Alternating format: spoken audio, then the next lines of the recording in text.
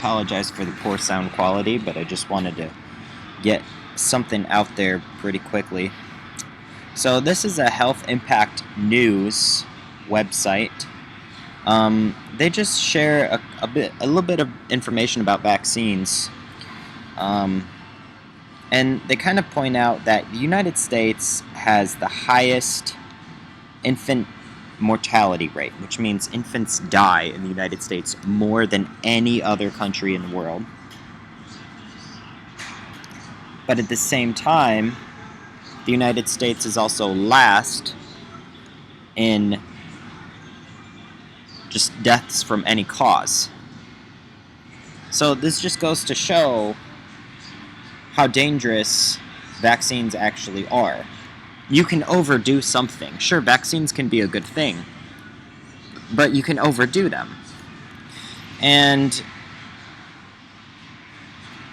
they have some other information about how there's education, but then it's sort of called education, but really it's just marketing and coercion. And I'm going to show you an example of that. So this is the Chicago Tribune.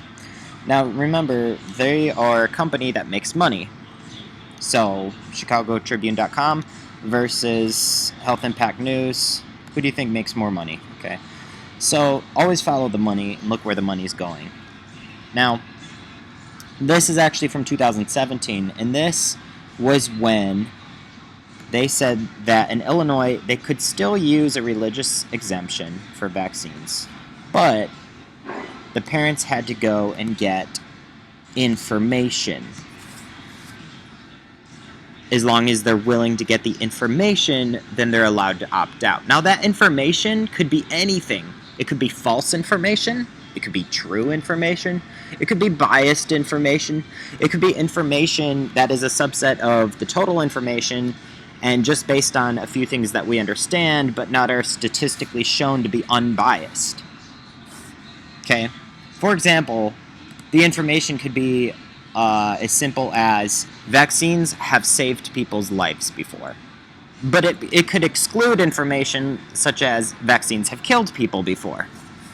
And what types of vaccines and the quality of vaccines that there are out there, and which companies can make those vaccines, and what different what different diseases there are. So, and notice the biggest thing here is their title. So you can tell that Chicago Tribune is just trying to make money because, well, they just say blatantly in the title that there's anti-vaccine parents. Now, I've never met a single anti-vaccine parent in my entire life.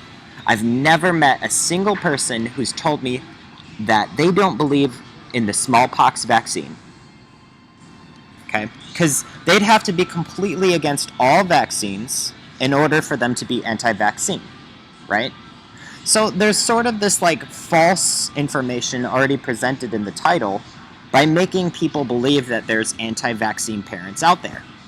I still have not met an anti-vaccine parent because I've never met someone who's told me that they are against the smallpox vaccine. And if somebody came up to me and even said that, I would assume that they're probably hired by Chicago Tribune because that sounds ridiculous. That was an obvious vaccine that saves people's lives over killing people's lives. So, I don't really understand why people don't realize this, but I mean, they're being manipulated. Okay? I mean, here you go, you have some things being passed in Illinois, and they're completely pointless. If somebody's worried about some children dying from getting some kind of measles virus or something, they can't say, well, your kid is going to get my kid sick. Well, if it's the public school system, people of the same grades are going to be hanging out together. So if your kid's the same age as the other kid who you think should have gotten a vaccine, then your kid, who you believe in vaccines, your kid would have gotten the vaccine necessary by the time the other kid was supposed to get their vaccine, right? So nobody can complain about their own kids getting sick from another kid, from another parent's kid not getting their vaccine. It just doesn't make any sense. If you believe in vaccines and you believe that you can just pump your kids with whatever you think is necessary to save their lives, then you're allowed to do that. Go ahead. Go ahead and do that, and guess what? Your kids will supposedly not get those diseases then, right? So why impose these rules on someone else? It's their choice. If they believe in the vaccine or not, or if they believe that the vaccine is more dangerous, then it helps. That should be their choice. So here they try to include homeschool children, which I don't understand that too, because, you can decide whether you want your kids to hang out with homeschool kids or not. And then why would you want to put mercury back into vaccines? That mercury is something that affected me directly, and I can tell you it is not fun. It definitely is detrimental to your ability to remember things and even your vocabulary. It kind of is bad for the brain, basically. And then parental consent is not needed, and child protected services is notified for neglect. Now, if this was people obviously purposely trying to get their kids to get smallpox and then not giving their kids the smallpox vaccine at the same time, then I could see, this is neglect, this is sort of a little harsh. But when you're talking about any possible vaccine that the quote-unquote government would quote-unquote enforce, that's quote-unquote fair somehow to decide which vaccine and from which company, that doesn't make any sense. That's like saying that the government can just impose, any rule they want, whenever they want, just because, they have police or firefighters, and so the firefighters need to use such and such tool, and because they need to use such and such tool, well, whatever company that produces such and such tool is allowed to make whatever they want, and the firefighters are allowed to get those tools paid for whenever they want, and they get to go use those tools however they want, regardless of what those tools are. They might not be, firefighting tools that spray water at your house at the right time. They could be, machine guns or something. Nobody really seems to have a public decision on whether these specific vaccines make sense for those specific diseases produced by those specific companies. This has nothing to do with whether people just believe in vaccines in general.